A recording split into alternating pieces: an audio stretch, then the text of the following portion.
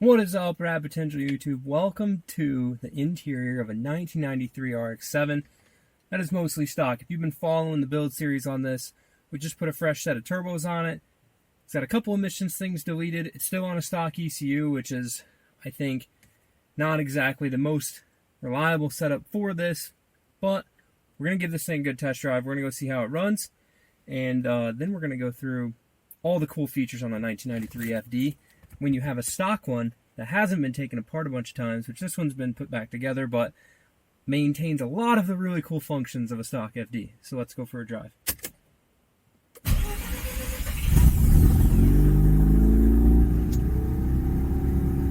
Remember, guys, close your door by the window frame.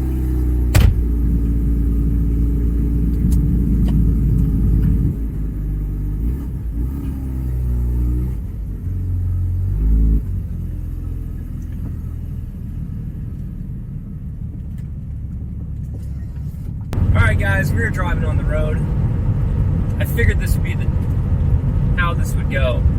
So, it's still smoking a little bit now that the exhaust is all warmed up. And it's definitely going to do that, I think, for the next couple of test drives. My little coolant light just came on and the car is getting a little warm. Woo!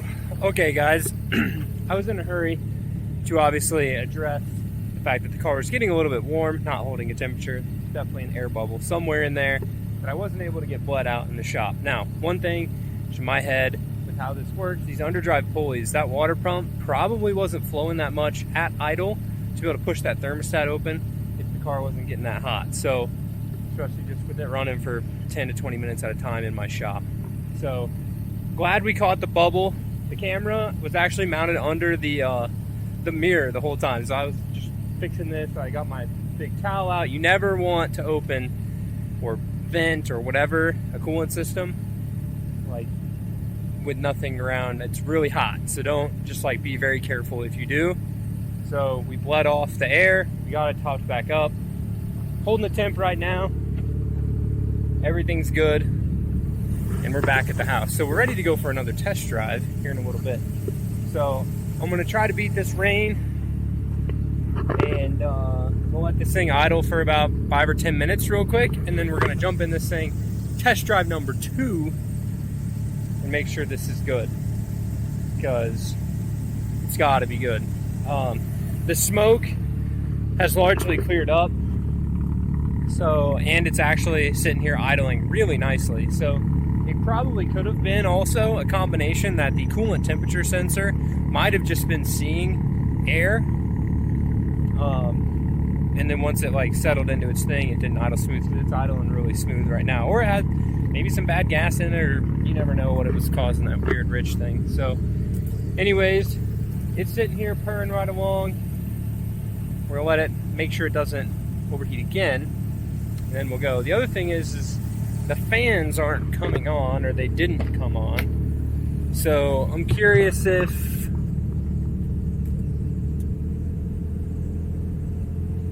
we kick the AC on. That should kick our main fans on, right? Yeah, okay, so now the fans are running. That definitely wasn't helping the situation either. So I'm curious why they didn't come on. They should have came on even without the AC on. So when you kick the AC, it draws air. It needs to pull air through the condenser in order to cool that whole evaporation and pressure and all that situation and stuff. So idled up a little bit much with the AC on though. Has that little bitty tick tick tick miss thing going. I don't know what that's about, but now we got air flowing out of here. That's a win. If I'd have known that, I'd have kicked the AC on right away. Man, it wouldn't be a project car, wouldn't be fixing something. Nothing ever goes perfect. AC on it's, I don't know, like 1300. I don't really like that. Okay, I'm thinking test drive, take 2. Alright guys, so of course, it's idling perfect, and then I get in the car, hit the brake pedal and go to start drive down the road, and it starts hunting a little bit. Here's another thing, guys. Hear it from me first. In my research on doing turbos on an FD-RX7, I found that it was really hard to rebuild FD-RX7 turbos and get them right. So, I'm really hoping that these turbos that are rebuilt and we put on here don't crap the seals out of them really fast and just go. Because I think the better move, the best move to do besides the B&Rs would be to just find a low mile set of original Mazda turbos, because I think that they're just, with how the races and stuff and what I was researching, is that they don't just rebuild easily.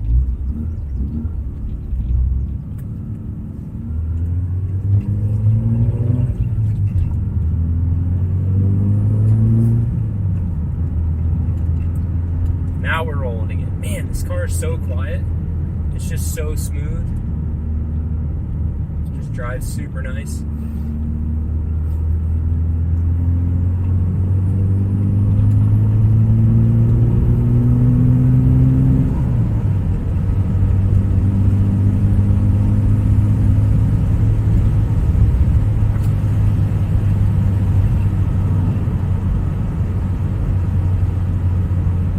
Car's holding temperature great now.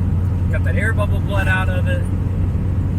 It's always scared of me, guys, when you're bleeding coolant on an FD. That stupid air separation tank and the fill thing at the top and the radiator being V-mounted and all this stuff just makes it a pain.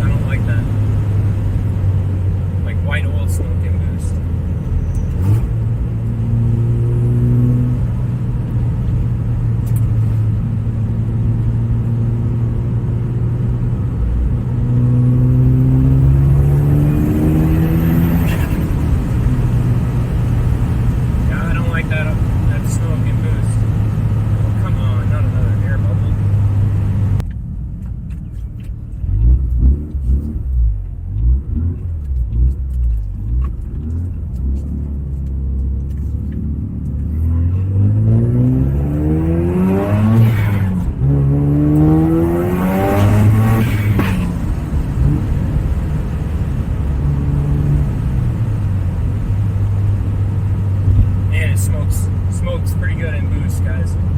White smoke. Be curious if I look down in there and it doesn't have maybe an oil seal leaking on the cold side of a turbo and not the exhaust side of the turbo. It is making good power. I don't have a boost gauge in here to check it, but I mean, y'all felt it or saw it. Sorry if I'm not as like test drive how the car is oriented. I'm really focusing on the mechanicals of the car, just making sure it's not doing anything weird.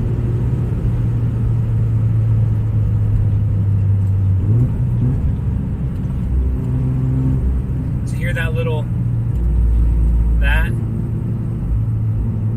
still leads me to believe that something in the TPS stuff's jacked up. That little partial throttle stutter like that is most always TPS. This thing's not slow though. I don't think the first turbo's coming on. Alright. Against my reasonable better judgment, I think first gear is probably the safest gear to get on it a little bit in, just because it's the least amount of load. So let's just give it first.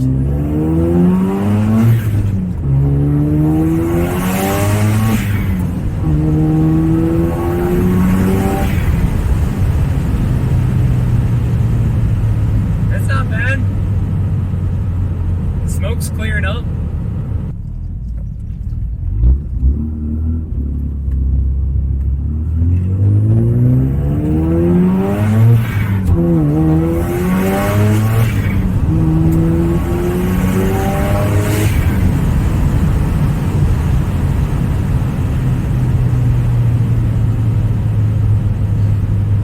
bit of white smoke puffing on this thing. And I don't like it.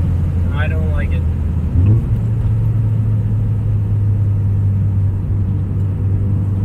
Temps are good though. Making good boost. Pulling pretty good. I think that something in the simplified sequential is not working right. The sequential is not working right. It's driving like a non-sequential car, where it all comes on the top end. So, and now it's starting to rain. Son of a gun. Okay. Looks like we need to make like a tree and get the flock out of here. I don't want to get stuck in a thunderstorm. Not my car.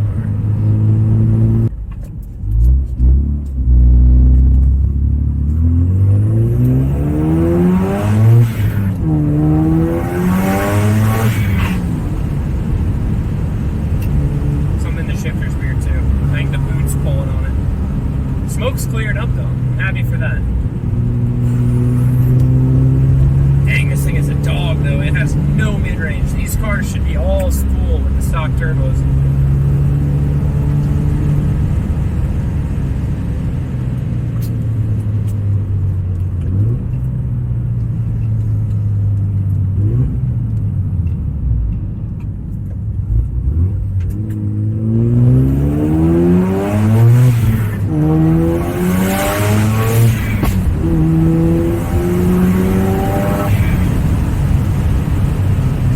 Pretty much completely cleared up. We got no smoke on that pole at all.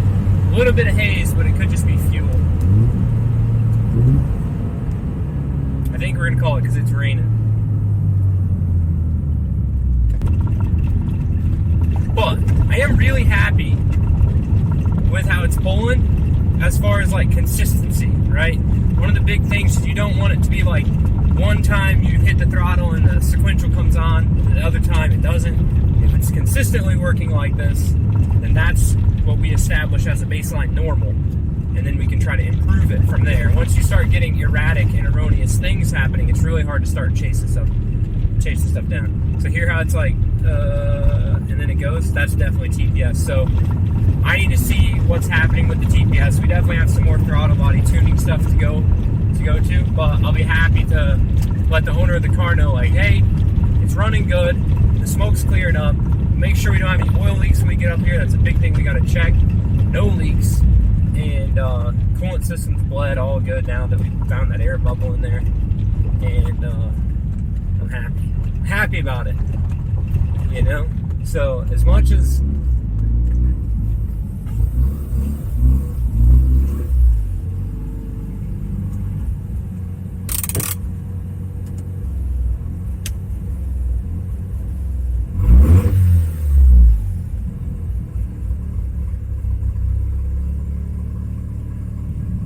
hell yeah. Bada bing, bada boom. We are out of the car, in the shop. And I'm pretty stoked for the first test drive. Obviously the coolant issue. Got that sorted. Not overheating anymore. Not getting mad at me. We're not boiling over. Dialed. Definitely think when I switch, I got that full function engineering kit to do the air pump, which it has an air pump delete. So we'll do that air pump delete thing on here.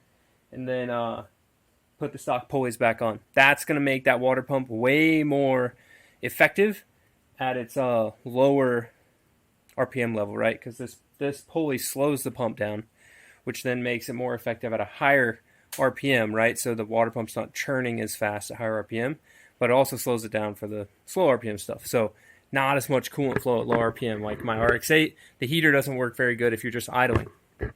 Otherwise, the car drives fantastic. I am excited to get this dialed and make what I was intending this video to make, which was like a tour of a stock RX7, but we'll make that in the next video once we get the rest of this little things dialed out. So I'm going to recheck the TPS stuff this evening, and I'll get that redialed in, which you guys have already seen me do that, so I'm not going to put that in this video, but I'll check the voltage on it and just see what it is.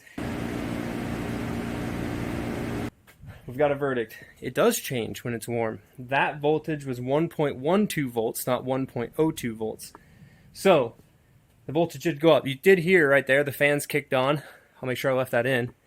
And the AC's off. I turned it off when I drove in here and blipped the throttle so it would settle back into its normal idle, because it does idle up for the AC.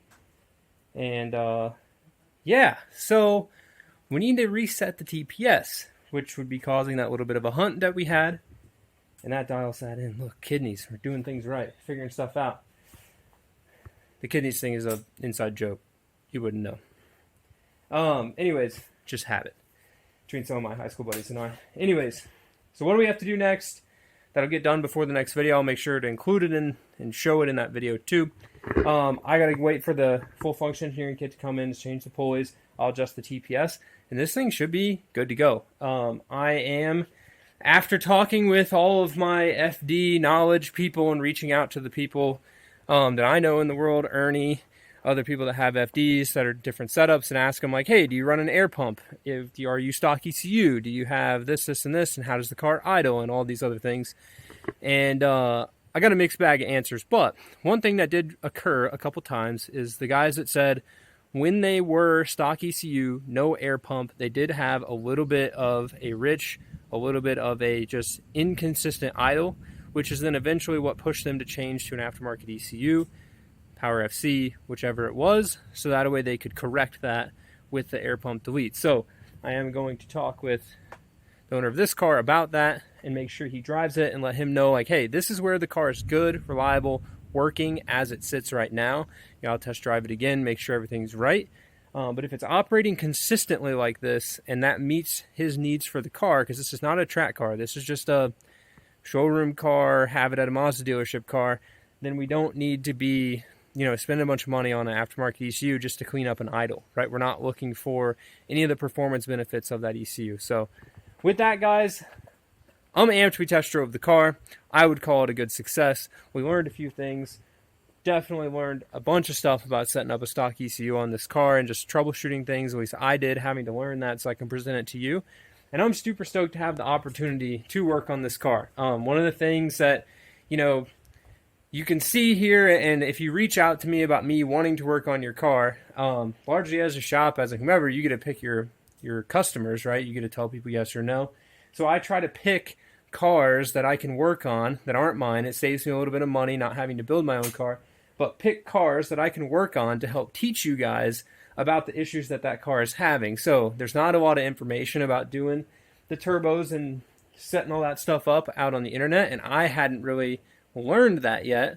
So this was a great opportunity for me to learn it, help out my buddy, and get his car going and back on the road and teach you guys stuff. And that's what this channel is all about, is teaching you guys stuff in every video.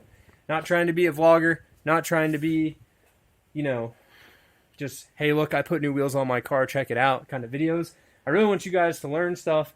I want you guys to see firsthand what it's like having to troubleshoot these 90s cars, and then eventually when we start building frames and building new stuff in the next little bit and the channel progresses, which if you're watching this in a couple years, hopefully that's where we're at, and you're learning stuff. That's what matters. Everyone's learning. If you're not learning something new every day, you're doing your day wrong. So with that, I'll see you guys in the next video. Thank you guys very much for watching. I'm going to enjoy a Tennessee thunderstorm, and I might go see Top Gun twice. So why not? Buddy! How about that RX-8, guys, looking sick. Hey, is it fixing to rain real gnarly? Come here. Come here. Buddy, come here. Hey, come here. Is it fixing to rain? She's all sad because I had to put her inside while I went on a test drive. Because if I leave her out here, she'll just follow me down the road and all crazy. Okay, bye. I guess you're not going to jump for us in this video. Go have fun. Be safe. Watch out for your deer that chased you around the yard last night.